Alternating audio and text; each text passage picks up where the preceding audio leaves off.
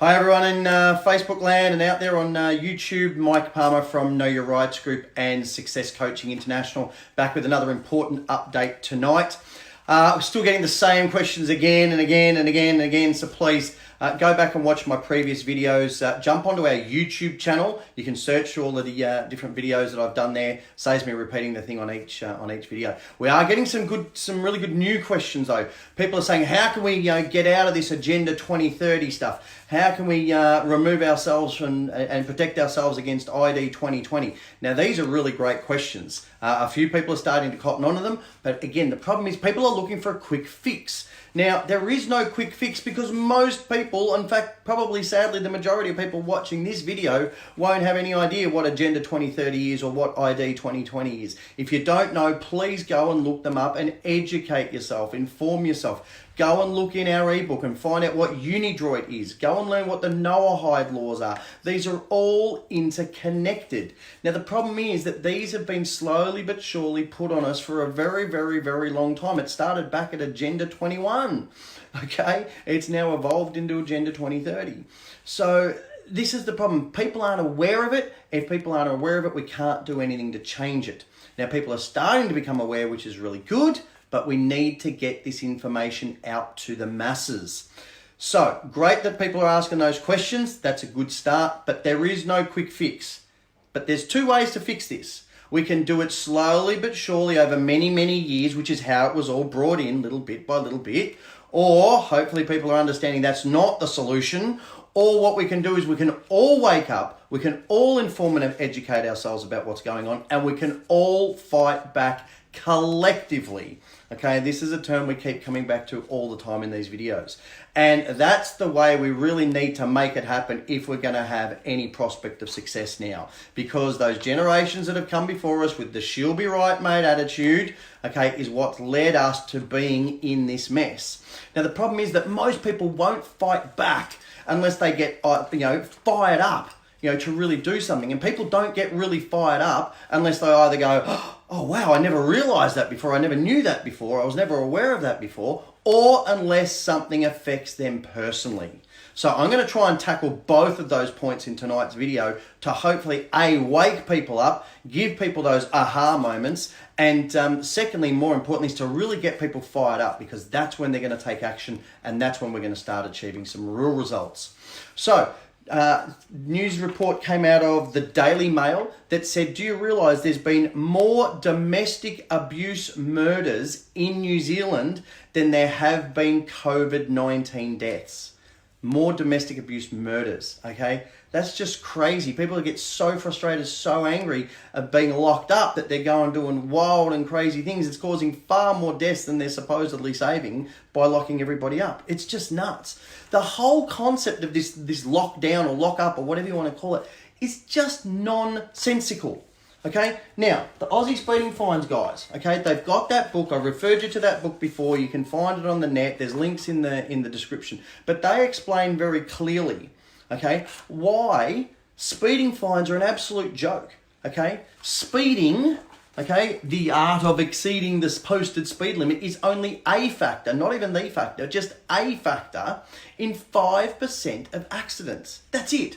So why are we issuing fines to people for something that might possibly maybe one day under a very specific set of circumstances cause an accident? Absolutely, by all means, if you cause an accident, you should be severely punished. But why are we punishing people for just, doing no harm to others? It's exactly the same with this lockdown, okay?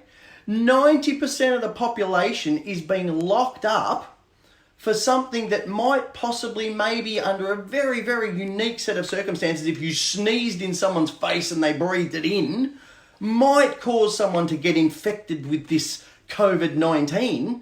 And even then, 98% of the people who are infected are going to fully recover and have no issue anyway. This is just pure insanity. We are severely punishing, economically punishing 90% of the population over something that might possibly maybe affect somebody else. This is absolutely nuts. And people are starting to fight back. People are getting frustrated. They're getting angry. They're getting fired up. And that's the good news. And that's what we need more of. So, The other point that people keep bringing up is, about this flu vaccine. Now they're saying that healthcare workers can't go back to work, childcare workers can't go back to work unless they get a flu vaccine. But again, it makes no sense. As they keep telling us, this is not the flu. So what is a flu vaccine going to do?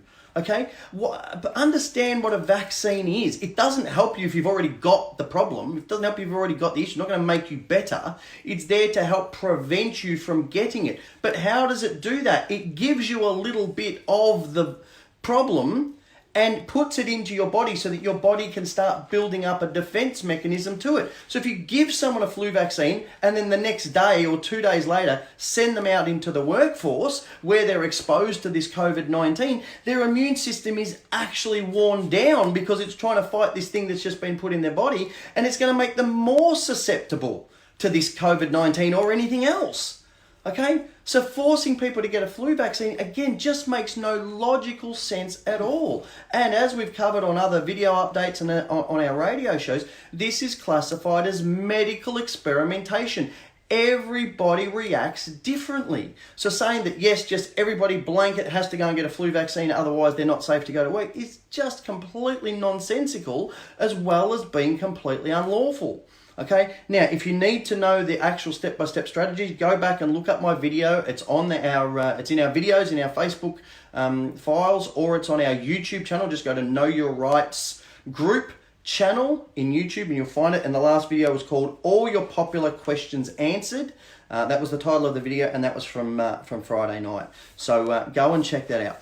Now, in relation to this lockup, as I said, people are really starting to feel effects. People are going stir crazy. Look, introverts are loving it. They're locked down with only 1 or 2 other people, and it's nice and peaceful and quiet, and that's great. That's awesome for them. But everybody's different. The extroverts are going nuts. Okay, they're going stir crazy. They need to get out. Okay, so this is affecting them completely differently to how it's affecting the introverted people. Now, this is something a lot of people seem to not be aware of. You absolutely have the right to preserve life and limb. Now, again, the Aussie Speeding Fines guys explain all of this in their Aussie Speeding Fines book. Okay, if you're sitting at a red light and you can see a truck bearing down at you and you realise that, hey, this guy's not going to stop you can go through that red light to get out of the way of the truck, because when you use the words for the preservation of life and limb. So it's the same thing. If you're going stir crazy, if you're having suicidal thoughts, if you're having other kinds of thoughts, if your mental health is just as important as your physical health. I mean, the government keeps going on about, we're going to pump all these millions into mental health and looking after people that way, yet they keep forcing these crazy lockdowns. So yes, you absolutely can go out and about. Don't upset other people, don't go near other people, but go out and do what you need to do for your own mental health, for the preservation of life and limb. Okay, that's another defense that's available to you. And again, we covered a heap more on all our previous videos, so go and check those out. Now, also, the current laws are really, really getting nonsensical because they're completely out of balance. Okay, there's no rhyme or reason to them. As I said on the last video, in Victoria, they're saying, no, the kids, really need to stay home. ScoMo's saying, no, it's safe for the kids to go back to school. In WA, they're sending all the kids back to school in a week or so. So there's differences between all these states. In some states, you can go out fishing and you can go out and play golf. In Victoria, for example, you can't play golf and you can't go fishing. Okay, now this is contrary to Section 117 of the Commonwealth Constitution. Now, if you don't know what that says, here it is. A subject of the Queen resident in any state shall not be subject in any other state to any disability or discrimination which would not be equally applicable to him if he was subject of the Queen resident in such other state. So, if one state's got laws and you live in another state, you can't be subjected to any kind of discrimination. Okay, where does all that come from? Straight out of that Know Your Rights book, the essential step-by-step manual for understanding and exercising your rights. Okay, this is why this stuff is so important. You need to get your head around that. You need to use that stuff. Again, people keep asking, where do I get the books? Where do I get the books? The links are in the description. Go to those pages, you can get the various books. Okay. The other point is that the whole lockdown system again makes no sense. Think about this logically, people. A few weeks ago, they said, right, all the borders are shut down. Anyone who flies into Australia is going to get mandatory quarantine. Brilliant. Great idea. Love it. Fantastic. How long do they get quarantined for? 2 weeks. 14 days. After that, happy as Larry, off you go on your way, no problem at all. How long have we all been in lockdown for? Over 2 weeks. So why are we still in lockdown? Even if you had tested positive for COVID-19, they only required you to self-quarantine for 2 weeks. Yet the rest of the population is being forcibly quarantined, locked down, when they've got nothing. They've got no symptoms or anything else. Oh, but they might be asymptomatic. Okay, great. If they're asymptomatic, how are they going to spread anything? If they're asymptomatic, it means that they're not coughing, they're not sneezing, they're not spreading the disease around. So what is the problem, people? Let's start thinking about this logically. Okay, and listen, thankfully, a lot of people are thinking about this logically. A lot of people are starting to wake up. A lot of people are realizing that this is just about control. There have been a ton of people who've contacted us in relation to, what's really going on about COVID-19, the mandatory vaccination laws, all these kinds of things. Okay, and they've got the letters out of the book, they've got the letters off the website, and they're bombarding politicians. And this is fantastic because, as I said, ScoMo came out and said you can't expect to come out of lockdown until we've got a vaccine. Now, everyone arced up, everyone fought back, and he's taken a massive step back. Okay, and he said, all right, what we need now is this tracking app. Now, I talked about this on Friday. Now, this is brilliant. He's gone, well, look, we'd like everybody to take it up, but if not, then look, we may need to make it mandatory. You know what? Again, everybody's jumped on board, gone, hell no, we will not be tracked. We are not putting up with this. That is ridiculous. And here's the result. Now, this has come straight out of news.com.au, mainstream media. You can go and look it up anywhere. Government says mobile tracking app won't be mandatory after all. And have a listen to the rubbish. Have a listen to the blatant propaganda here. The government has scrapped plans to force Australians to download a tracking app onto their mobile phones to trace coronavirus in the community. The Prime Minister has conceded the government won't force Australians to download tracking software after it was viewed by many, good work guys, as draconian measure to trace coronavirus cases in the community. On Friday, Scott Morrison said he wanted to make the app compulsory if enough people didn't sign up for it, because at least 40% of the population needs to be on board to make it effective. But in his tweet this morning, he confirmed it will not be mandatory. And that is brilliant. That's all we need. If he wants to still release the app and Muppets want to download it, great, let him go for it. But the fact that it's no longer mandatory, that's the key. Now, he goes on to say, I know this would be something they might not normally do at an ordinary time, but this is not an ordinary time, he said. No, it's not. It is an extraordinary time of blatant control. And that's what we need to be aware of, and that's what we need to stop. If you download this app, you'll be helping save someone's life. Where the hell is your evidence for such a ridiculous and baseless statement? How does having an app on your phone save someone's life? The way the app works is that it tells the government after you've been in contact with someone. How is that going to help? It's too late then. Okay? This is just nuts. All it does is that they're trying to say it's not a big deal. All it does is allow a manual process to be sped up digitally. Now listen to this. This is brilliant. It's really hard to try and remember the 90-year-old lady in the queue behind you at a shopping centre. Okay, that's their argument why you need the app, because you may not remember the 90-year-old lady who was standing behind you for a minute in the shopping centre. And it says, there's no geolocation, no surveillance, no tracking. The app simply connects with another app. Okay, that doesn't sound too bad, but hang on. If those two phones are within 1.5 metres for 15 minutes, it simply swaps phone numbers and names. Hang on a minute, didn't they just give an example of the 90-year-old lady standing behind you in a queue for 1 minute? And now they're talking about, but it won't actually be effective unless you're within 1.5 metres for 15 minutes. Well, everyone's supposed to be more than 1.5 metres away anyway. So it should never be used. It should never become effective anyhow. Do you see the just absolute ridiculous excuses they're coming up with this? You control your own data, and if you test positive to coronavirus, that information is shot up to a secure national health storage. Yeah, because the government has had no problems with any of their secure storage in the last 12 months, have they? Jesus. Okay, it would allow contract tracers to have information immediately rather than waiting hours or even days as they currently do. But again, information to what? It doesn't stop the spread of it. If you've got it and you've gone out in public and you've spread it, the app's not going to stop it. And if you don't have it, who needs the app? It makes no sense. Again, it uses Bluetooth to plot people who have spent 15 minutes or more in proximity to a person with coronavirus. So the 98% of people in the population who don't have it, okay, and the 98% of people who do have it but are asymptomatic and have no issue, but they want to force 40% of the population to cover their ass on 0.00002%.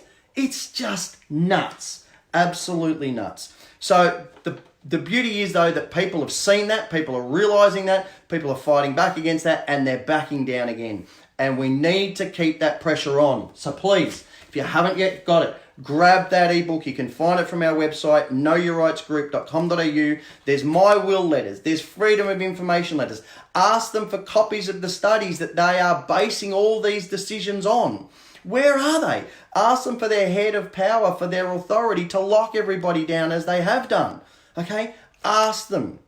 Ask them to provide this information. And look what happens when they can't. Okay?